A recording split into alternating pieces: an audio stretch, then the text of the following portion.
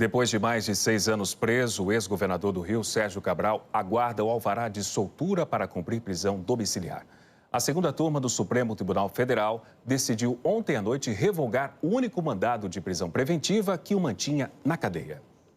O homem que queria chegar cada vez mais longe na política acabou preso à própria ganância. Esse meu erro de postura, né, de apego a poder, a dinheiro, a tudo isso, né? Isso é um vício. E para financiar esse vício, dinheiro público. Para mim, esse é o maior caso de corrupção que nós já vivemos aqui. O ex-governador admitiu ser corrupto na frente do juiz. Teve propina. Teve propina. Mas disse que era menos do que outros. Quando acabou a eleição, eu fiz questão de dizer para o Sérgio Cortes, só tem um contrato já em vigor, o Arthur é que coordena a arrecadação dos recursos, nós vamos combinar uma propina aqui que seja de 3% para mim e 2% para você. A tradição era de 10%, 20%, 30%. E aqui eu não quero me eximir querendo ser bonzinho, não, por cobrar 5%, mas essa era a tradição no segmento. As investigações que levaram à confissão são da Lava Jato. Em dezenas de operações, a Polícia Federal e o Ministério Público Federal revelaram esquemas de corrupção em praticamente toda a estrutura do Estado no governo de Sérgio Cabral. Na saúde, nos transportes, no Tribunal de Contas do Estado, na Assembleia Legislativa.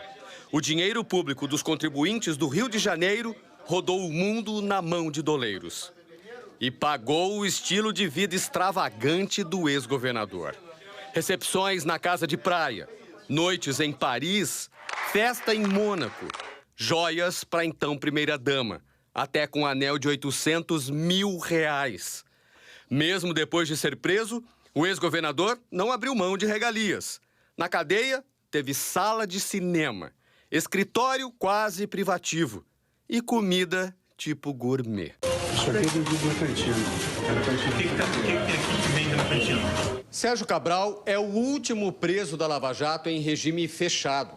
Ainda está na cadeia por causa de um mandado de prisão preventiva da Justiça Federal do Paraná, no processo sobre pagamento de propina no complexo petroquímico do Rio de Janeiro. Com a decisão da segunda turma do Supremo Tribunal Federal, vai para casa em prisão domiciliar, depois de 6 anos e 1 mês atrás das grades. Por 3-2, os ministros do STF concordaram com a defesa de Cabral, que questionava a prisão, alegando ser excessiva, por ter passado tempo demais sem que o processo tenha chegado ao fim. Em junho, o relator do caso, o ministro Edson Fachin, votou para manter Cabral preso. No voto, o ministro escreveu que o exercício do papel de liderança em organização criminosa, que teria funcionado durante anos, a capacidade de influência nos poderes públicos, ainda persiste. O ministro Nunes Marques acompanhou o relator.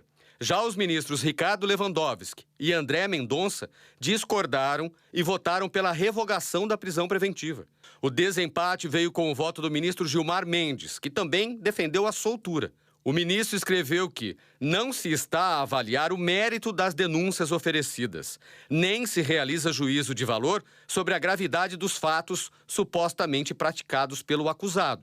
Gilmar Mendes afirmou que não se trata de absolver o ex-governador pelos crimes imputados na ação penal, nem de negar que são graves e demandam apuração rigorosa. Se trata apenas de afirmar que, em um Estado democrático de direito, nenhum cidadão brasileiro pode permanecer indefinidamente submetido a medidas processuais penais extremas, como a prisão cautelar. Sérgio Cabral foi denunciado em 35 processos decorrentes de investigações da Lava Jato. Ele chegou a ser condenado a 425 anos de prisão. O ex-governador sai da cadeia, mas não foi inocentado. Ele só conseguiu esse benefício da prisão domiciliar porque não tem nenhuma condenação definitiva na justiça. Hoje, o ex-governador recebeu a visita da mãe no presídio. A saída de Sérgio Cabral da prisão é como um último ato da Lava Jato no Rio. Operação que mexeu com as estruturas políticas do Estado e com os políticos mais influentes. Mas, com o passar do tempo, perdeu força e prestígio. Os métodos dos investigadores foram questionados, inclusive nos tribunais. Agora, O futuro mais próximo de Sérgio Cabral já é conhecido. Ele vai ficar num apartamento em Copacabana. O mesmo não pode se dizer sobre todo o dinheiro que os investigadores afirmam ter passado pelo esquema chefiado pelo ex-governador. Na soma do Ministério Público Federal, os bloqueios de contas de investigados, os valores envolvidos em acordos de delação e leniência e as multas aplicadas chegam a 20 bilhões de reais. E grande parte desse dinheiro ainda depende de decisões judiciais para voltar aos cofres públicos. A equipe de transição do presidente eleito Luiz Inácio Lula da Silva informou hoje que o novo governo vai ter 37 ministérios. A informação é do futuro ministro da Casa Civil, Rui Costa. Ao lado da presidente do PT, Gleisi Hoffmann, Costa detalhou o futuro ministério do novo governo. Em vez dos atuais 23, serão 37. O desenho considera a recriação dos ministérios da pesca, das cidades e dos esportes. A criação do Ministério dos Povos Originários, uma promessa de campanha. A divisão do atual Ministério da Infraestrutura em dois. Um responsável por portos e aeroportos, e o de transportes, que vai cuidar de rodovias e ferrovias. E o atual Ministério da Economia se desdobrará em 4: Fazenda, Planejamento, Gestão e Indústria e Comércio. Por determinação do presidente da República, isso está sendo feito sem haver ampliação de cargos. Como diz o ditado, é fritar o porco com a própria banha.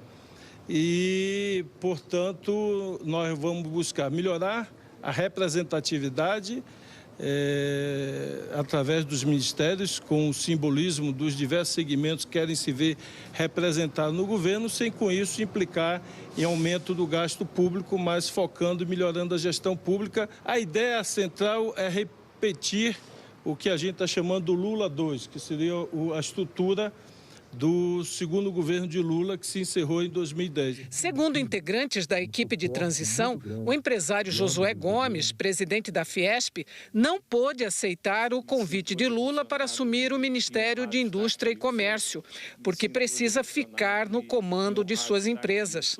Um dos desafios é acomodar os interesses políticos de 14 partidos aliados. Um exemplo é para onde vai Simone Tebet, do MDB. Ela e seu partido esperavam indicação para o Ministério do Desenvolvimento Social, que cuida, por exemplo, do Bolsa Família. Mas o PT quer a pasta. Lula pretende anunciar nomes ao longo da próxima semana. A expectativa de um encontro dele com o presidente da Câmara, Arthur Lira, do Progressistas, até amanhã. Depende de Lira o andamento da PEC da transição que está na Câmara.